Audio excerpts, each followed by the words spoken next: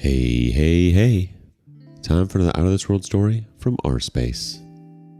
What happens in a luxury desert resort during your anniversary trip doesn't stay anywhere. It follows you 3,000 miles back home with a vengeance, a canceled Amex, and a shattered sense of trust. Today on rSpace, the anniversary gift of choice was a happy ending, courtesy of the hotel masseur. She cheated with the hotel masseur during our anniversary trip. I left her 3,000 miles from home with canceled credit cards. I had to get myself together to write this, considering it just happened a few days ago, but I really need to talk to someone about it. No, someone better than a bunch of internet strangers, I guess. I, 36 male, have been married to my wife, Kim, 33 female, for just about 2 years now, so we're still basically newlyweds. At least I used to joke and say that. We've been together for nearly 6 years from the time that we started dating. We met at a mutual friend's barbecue, clicked immediately, and became one of those couples everyone assumes are inseparable. My friends shipped us so hard.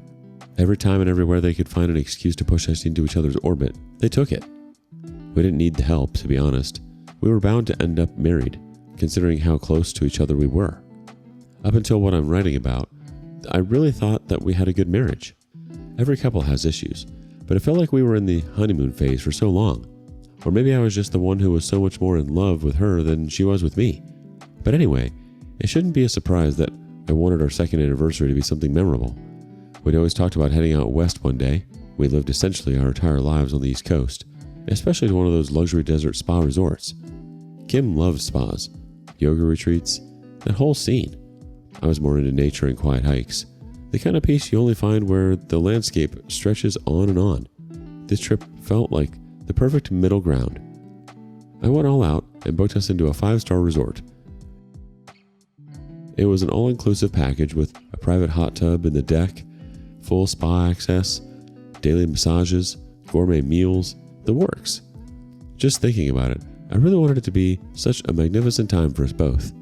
Even worse is that it wasn't cheap, but I didn't care. She meant everything to me, and I wanted her to feel that. We flew out on a Tuesday. Our anniversary was on Thursday, so we had a few days to relax before any dinner reservations or fancy plans. The first day was acceptable. Travel was smooth, the room was incredible, and you could tell she was excited. But there were moments she seemed a little off. Not upset, not distant, just distracted. I chalked it up to jet lag or maybe work stress she hadn't shaken off yet. Figured she'd slide into vacation mode soon enough. Wednesday evening, she said she'd booked a solo massage appointment to unwind more deeply. She asked if I'd mind staying in the suite alone while she went. I didn't think anything of it. It's a spa resort. That's what people do. Plus, since I noticed that she's been off, it felt like a good opportunity for her to get herself together again. I told her to enjoy herself. I stayed in, poured a drink, popped in my earbuds, and sat out watching the sunset while listening to classical music. Again, everything was still a perfect anniversary up until that point. She came back about an hour and a half later, looking flushed. Eyes watery, face pale. I remember joking something like, that must have been some massage, just trying to lighten the mood. I felt like the massage might have actually been the perfect place for her to let out whatever emotion was being held in. I tried not to make it embarrassing for her or anything, especially because I felt like she might have been crying. She gave me this weird smile, kind of vacant, and nodded. She didn't say anything else.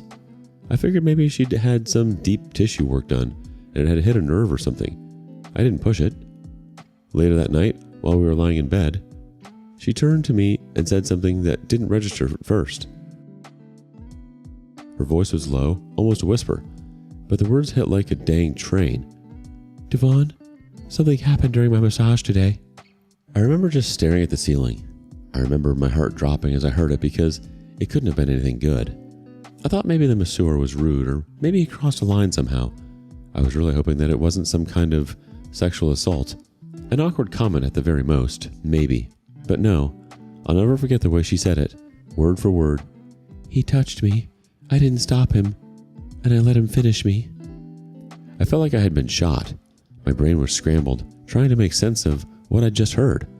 I had literally been having the perfect anniversary. It was off to such a good start. For a split second, I even thought she might have been joking. If not for the fact that I knew we were there for our anniversary, I might have tried to gaslight myself into thinking it was April and she was trying to pull a prank. But she had never been that kind of woman. I was still in denial. Maybe something darker happened. Maybe she really had been assaulted and didn't know how to say it. But I didn't need to make excuses for her since she made it clear. Crystal clear. He didn't force anything. She didn't say no. She let it happen. He was clearly inappropriate because he initiated things in a professional role where he never should have. But she went with it. According to her, she was already turned on from the massage and it just happened. She got carried away. That pissed me off. At no point did she remember that we were there for our anniversary. We had never had a bad life in the bedroom. Not only did it happen, but at no point did she stop it. So she let this guy touch her until she climaxed. This happened with a man whose only job was to provide a professional service with money that I had worked hard for. Was I wrong to let her go and get a massage on her own? Was that such a big mistake? I didn't say much. Not then. I couldn't. And of course, because women will be women, she started sobbing. A full-blown dramatic meltdown despite being the one who ruined everything. She was grabbing my hands, begging me not to leave her, crying, snot pouring down. She was saying it was a stupid mistake and that she'd never do anything like it again. That she was thinking about me the whole time and didn't mean for it to happen. Did she genuinely think that that line somehow made it better? It drove me nuts. She thought she deserved sympathy. The weird thing is, I kept thinking that maybe I might have forgiven her if it had happened on a regular day. Maybe. But the fact that it happened on our anniversary showed me that I meant nothing in the grand scheme of things. She went to sleep on the couch in the suite, and I couldn't sleep for the entire night because of everything. The following day, I went for a walk. I kept thinking that it couldn't be real. All of the stories that I read typically don't have the cheating partners confessing without the slightest suspicion. Part of me wished that she hadn't said anything because then I'd still be on my anniversary getaway happily. But no, it had happened. She did it, and I didn't know how to react. And I know you guys reading this are probably wondering why I didn't immediately pick up and leave, call her out in public, or raise hell at the hotel. The truth is, betrayal like that doesn't make you angry right away, especially when it seems like there's some degree of remorse. She confessed to it, and that part still really throws me off. And what makes this worse, what adds salt to the wound, is that this isn't even the first time she'd emotionally betrayed me. The only thing was, back then, I didn't count it as betrayal. Shortly after we were married, Kim started texting her old boss, Marco, a man she once referred to as a mistake from her 20s. They'd had a brief fling before he moved overseas, and I had assumed, stupidly, that they had lost touch for good. Turns out the point at which she decided to start reaching out to him again was after we got married. Should have seen it for what it was back then, but as an actual newlywed, it was easy for me to let it slide. The worst part was that back then, I didn't even find out through her. I'd planned to surprise her one day when she was attending a conference in the city. I thought it'd be sweet to swing by and pick her up and take her out for dinner. We shared locations with each other for safety reasons, and I'd expected I'd find her at the venue. Instead, I saw her on the street, walking hand in hand with Marco, smiling exactly like I'd expect from previous young lovers. When I walked up to them, I didn't cause a scene, I just confronted her. She acted like it was no big deal and said they'd just been talking. Supposedly he came to see her because it had been a while. She told me they had kept in touch and it was nothing. They had just been sending messages and some pictures. I asked what kind of pictures, but she brushed it off. I told her to cut contact with him, point blank and in front of him. End it. No more messages, no more contact ever again. And she agreed. At least that's what I thought. That was the first and only time in our 6 years together that something like that had come up, and back then, I gave her the benefit of the doubt. She'd never given me another reason to question her, but still the image of them laughing together like that never really left me. And with what she did to me now, it all just came right back. But this time, I knew it wasn't a lapse. It was a part of her. It had to be, and there was no way she'd convince me otherwise. After my walk that morning, I came back to the suite and told her we'd go through the motions for the rest of the trip, but things had changed. I didn't yell. I didn't lose my temper. I just told her, calmly and cold, that I would handle things when we got back home. She seemed relieved, probably thinking she had dodged a bullet. I asked her to tell me everything, how it started and what exactly happened with the masseur, just so I could understand the complete picture of what she'd done. She confessed, cried through most of it, and while she talked, I recorded everything. I didn't tell her, I just needed backup, something solid in case she tried to rewrite the story later on or claimed she'd only been joking. Even worse, I didn't want to give her the power to somehow make me the bad guy. I said nothing after everything and just repeated that she shouldn't worry about it for the rest of the trip.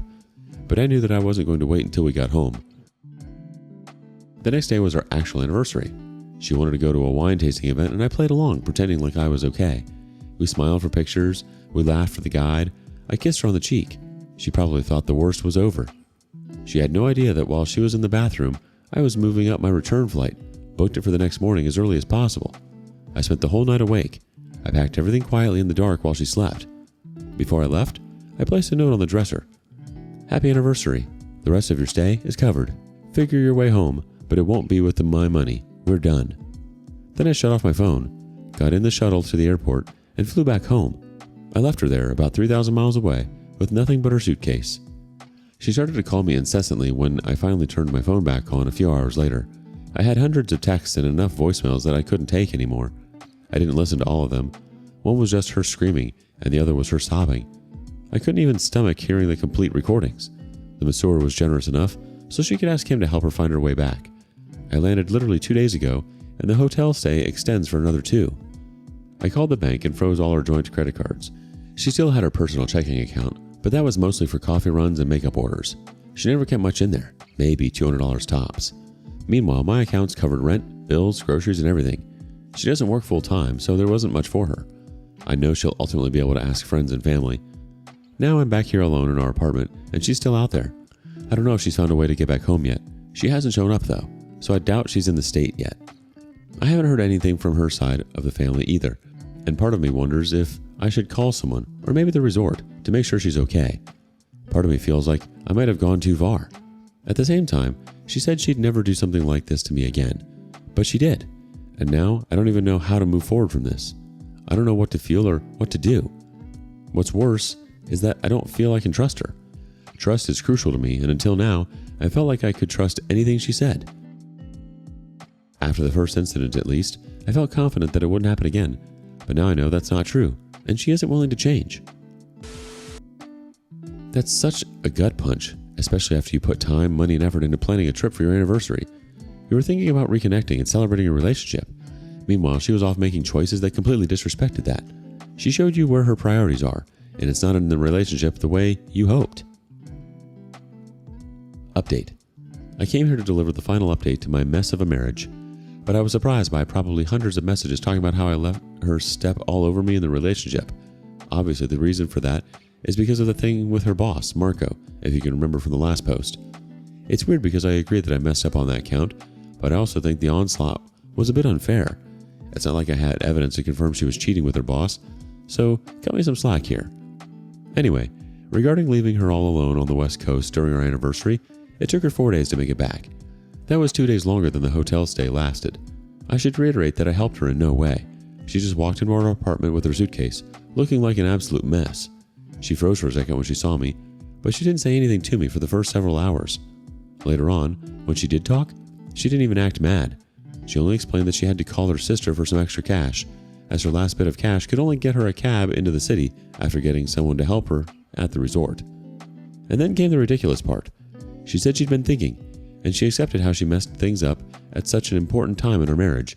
She gave me the option to even the scales and said that I could have a hall pass. Those were her words. I could pick anyone I wanted, and she'd help me set it up, as long as I promised to forgive her and we could work on our marriage after. I thought it was a trap. It sounded like one of those manipulative guilt tricks. But she was dead serious. She said she'd help me pick someone, even from our mutual friends. I wasn't going to take the fix that easy, though. I told her the only way that would work was for her to do the hard part and be my wing woman, and then, after it was done, we could heal. I made sure that she was that involved in the process because the masseur who touched her had been paid for by my money. I ended up being an accessory to her cheating on me, and I wanted her to feel it in a similar fashion. Inside me, though, I knew she'd never take the deal, and that's sort of what I wanted, because what was left for us? A corpse of a marriage? But I played along, and we both agreed to it. I told her I'd need help picking someone. I said I'd want it to be someone we both knew and someone attractive. She even started suggesting names. I couldn't believe it. She knew how badly she had messed up, and she was trying to do everything she could to wipe away her error. She helped me text them. She helped me write some of the messages. She helped me flirt. She even told me what pictures to send. We got someone named Rachel. She was a mutual friend from Kim's yoga class, and when I contacted Rachel, I told her I was a married man separated from his wife. After a lot of conversation, we planned a dinner, and starting from there, Rachel and I went on several dates. On each of these instances, I made sure to tell her almost every detail of those dates. I knew what I was doing. She didn't know what I was doing, though. While she was planning everything on my behalf, I was planning my escape. I had been speaking to a divorce attorney since before she returned from the resort. We drafted the paperwork within 48 hours. I had everything I needed. So on the day I was supposed to meet Rachel to seal things, I returned home early. She was in the living room smiling like things were all right. I handed her an envelope with the divorce papers. Her signature was the only thing missing. I just told her that since she wanted me to heal, I didn't do that without her. She completely lost it, which wasn't a surprise. It started with a whole lot of yelling about how I just made her degrade herself for no reason. When I didn't say anything to all of that, then came the tears, and finally the begging. She tried to grab my leg as I walked away. I left the house, came back, told her I had used my hall pass, and then when I returned, I slept in the guest bedroom. Since then, I've been sleeping in the guest room. The legal proceedings took about 2 months. It was fast but brutal.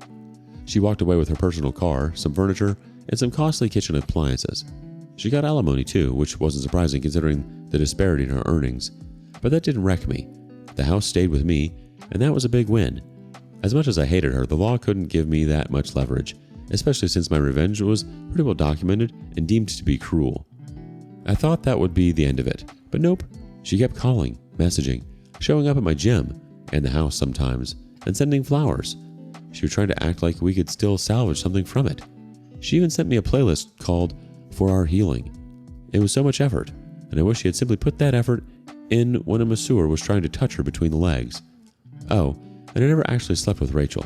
I had zero interest in her. She was part of the plan, and she played the role. Yeah, I used an innocent woman in my ploy, but I don't think she was expecting anything ultra serious with me. Kim will never know that I didn't sleep with her, though. When her clinginess didn't stop, I told her I'd start sharing things publicly if she didn't back off. The recordings and all the texts I had. I told her I'd let her friends and family hear the raw truth, but she tried to call my bluff. So I sent it to her parents first, then her sister. I emailed them the audio of Kim admitting what she did at the spa. Her mom called me and apologized on her behalf. Her sister blocked me. Kim emailed me, telling me I was ruining her life. I told her she had one more shot to back off, or I'd make it even more public than just her family, and that's when she stopped. I haven't heard from her since, and I'm glad. Man, the hall pass offer? Wild. I don't even know what emotion I'd land on if someone said that to me. Shock, insult, amusement? Maybe all three. The fact that she kept chasing you after all that, showing up, sending flowers, making playlists, like she suddenly had an emotional awakening. It's just so backwards. That effort should have been there before everything fell apart, not after she realized the consequences were real. Do you think someone can cheat just once and still be capable of being a loyal partner after that? Let us know below. And thank you for joining us today on rSpace. Be sure to like and subscribe and hit that notification bell so you don't miss out on our next video. Until next time.